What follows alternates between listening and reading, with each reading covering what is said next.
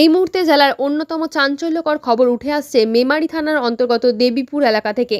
GT রোডের ধারে একটি প্লাস্টিক বস্তা কারখানার সামনে হঠাৎই শ্রমিক বিক্ষোভে অবরুদ্ধ হয়ে পড়ে গুরুত্বপূর্ণ রাস্তা। অভিযোগ, সাইফুদ্দিন শেখ ওরফে বাপি নামে এক ব্যক্তি দাবি করেন নয়াঞ্জলির পাশে কারখানার সামনে জমি তার। আজ সকালবেলা তিনি দলবল নিয়ে এসে জায়গা ঘিরে দখল নেওয়ার চেষ্টা করেন।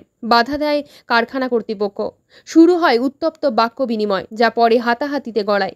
এরপরই বিক্ষুব্ধ শ্রমিকরা জিটি রোড অবরোধ করে দেন। দীর্ঘক্ষণ ধরে বন্ধ থাকে যান চলাচল। খবর পেয়ে ঘটনাস্থলে পৌঁছায় মেমারি থানার পুলিশ। অবরোধকারীদের সরিয়ে দিয়ে পরিস্থিতির নিয়ন্ত্রণে আনা হয়।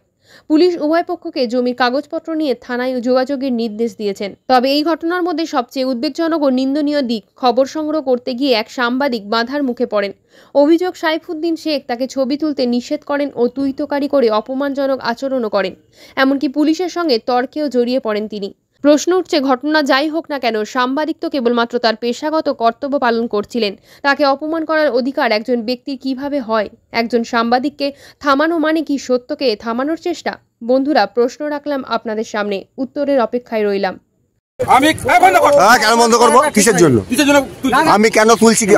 আমাকে বন্ধ করা হচ্ছে? তুমি দেখো, আমাকে বলছে বন্ধ কর। দুবার তিনবার ধরে কাগজ দিয়েছি, আমি নিচে নিয়ে বসেছি। আমি মিডিয়াতে কাজ করি। জায়গা আছে 52 বললো 32-33 থেকে আমার জায়গা আছে 52 বললো এই কাগজ লাগবে, ওই কাগজ লাগবে, সেই কাগজ লাগবে। আমি বলাতে আমি করলাম কি, 1932 সালে শেষ পত্র জোগাড় করলাম খুব কষ্ট করে। এই মুহূর্তে দেখলাম যে আপনার নাম কি? মহানন্দ মন্ডল। মানে কি করেন? কি এই যে কারখানা মানে কাজ করেন নাকি? কাজ করেন। আচ্ছা, তো এই জায়গাটা কোথায়? একটু আগে দেখলাম যে জিটি রোডে অবরোধ হয়েছে, কি কারণে অবরোধ করেছিলেন আপনারা? বলবো হ্যাঁ, কি কারণে অবরোধ করেছিলেন? রাস্তা সামনেটা, কারখানার সামনেটা ঘেরা হচ্ছে বলে বলছে মালিকানা জায়গা। কারখানার সামনেটা ঘেরা হচ্ছে তাই বলে আপনারা অবরোধ করেছিলেন?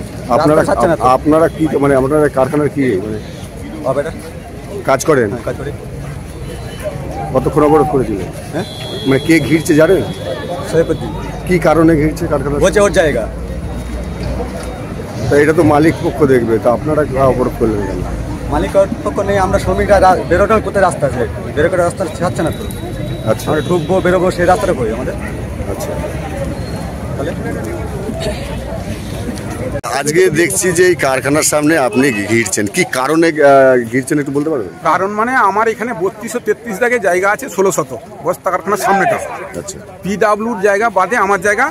মালিকদের কাছে গেলাম যে এই জায়গা আমার। আমি মালিকরা বললো যে এই কাগজ আপনাকে আনতে হবে, ওই কাগজ আনতে হবে। তখন আমি বললাম কি কাগজ আপনার চাই? বললো RS পর্চা চাই, আর CS পর্চা চাই, কারেন্ট সার্চিং চাই, এগুলো চাই আপনার, এগুলো আপনাকে দিতে হবে। আমি ঠিক আছে, পেপার জোগাড় করলাম। দুবার তিনবার আমিনকে নিয়ে ঘুরে আসার পরে পেপার জোগাড় করলাম। জোগাড় করে আমি একে গিয়ে বললাম ওই ম্যানেজারকে যে আপনি একটা কাজ করুন, এই পেপার আপনাকে দিয়ে গেলাম, আপনি ওনাকে দেবেন, আর 1 সপ্তাহ টাইম দিলাম। কি বলছে না বলছে আপনি জানাবেন, নেবে কি নেবে না, কি বলতেছে ওটা জেনে আমাকে জানাবেন। 1 সপ্তাহ হয়ে গেল, উনি 1 সপ্তাহ পর্যন্ত কোনো কথা বলেনি। যখন বলেনি তখন আমি আমার ছেলেদের নিয়ে এসে আর আমার ভাইপোদের নিয়ে এসে আমি বললাম একটা কাজ কর, তাহলে আমাদের জায়গাটা আমরা ঘিরে নিই। এইবার রাস্তা যাবার মতো রাস্তা রেখে দিয়ে আমরা ঘিরে দিই। এবার মালিক এসে যা করবে তখন দেখা যায়, মালিকের সঙ্গে আলোচনা যা হবে। কিন্তু ভোলার বেটা ও এসে এখানে বড় বড় কথা বলে, তন্ময় আর ভোলা পাখড়া ভোলা দুজনে এসে বড় বড় কথা বলে রাস্তা অবরোধ করেছে। তুই রাস্তা অবরোধ করার অধিকার তোকে কে দিয়েছে? সেই জন্য আইনগতভাবে যেটুকু নেওয়ার আমি নেবো। এই পর্যন্ত আমার কথা শেষ। মালিকের সঙ্গে কথা হয়েছে? মালিকের সঙ্গে কথা হয়নি, ইসমাইল ভাইয়ের সঙ্গে মালিকের কথা হয়েছে। মালিকের সঙ্গে দুবার তিনবার আমি বসেছিলাম। কি মানে সিদ্ধান্ত কি হয়েছে? মালিক বললো এই পেপার নিয়ে আসতে, তখন ওই পেপার আমি জোগাড় করতে পারিনি। তারপরে পেপার কোনো জোগাড় করে নিয়েছে, কারখানার মালিককে মানে ম্যানেজারকে দিয়েছি যে আপনার বাবুকে জানাবেন, আপনার বাবু জেনে আমাকে যেন বলে কবে কি বসতে চাইছেন, জায়গা নেবে কি নেবে না সেটা যেন আমাকে বলে। কিন্তু ম্যানেজার দিয়েছে কিনা আমি জানি না, যার জন্য সময় পাইনি বলে আমি বাকিটা আমি এই জন্য আমার প্লাট দিয়ে আমি আমার জায়গা আমি ঘিরে নিচ্ছিলাম। এখন যেহেতু কারখানার সামনে আপনার জায়গা এবং কারখানাটা এই মুহূর্তে চলছে এবং রাস্তার সামনে যদি আপনি এই গেটটা বন্ধ করেন তো ওদেরও তো চলাচলের অসুবিধা। না, ওদের রাস্তা যাবার রাস্তা রেখে দিয়ে বাকিটা আমি ঘিরে দিচ্ছিলাম। আচ্ছা, হ্যাঁ, এবার যদি ওরা না শুনে আমি তাহলে ইনজেকশন করবো, যেভাবে আমার আইনগতভাবে চলার। আগে বাবুর সঙ্গে বসি, কি বলে সোমবারে বসতে চাইছে, বসার পরে যেভাবে আলোচনা করার আমি করবো। আমি আমার আইনগতভাবে ব্যবস্থা নেব। আপনার নাম আর পরিচয়? সাইফুদ্দিন আলী খান, দেবীপুর স্টেশন বাজার।